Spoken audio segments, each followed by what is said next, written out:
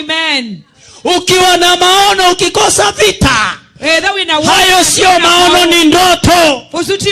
Tena ndoto za mchana hazina vita, maono yana vita. Amen. Najua Mungu amewekeza kwako.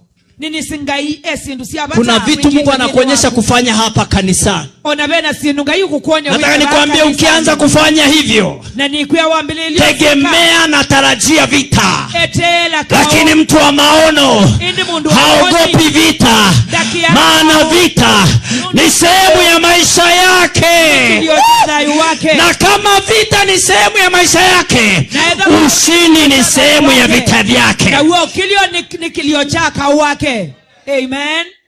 Mfalme Sauli anamwambia Daudi, I say, nini unataka? Unataka kufa? Unasema unataka kupigana na nani? Kwenye mazungumzo wamekaa ndani.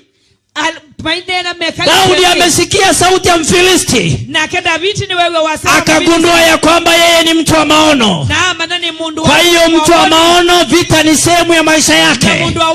Akasema, vita hivi nipeni mimi, ninaye Bwana anayejua kupigana, niruhusuni, nipeni nafasi.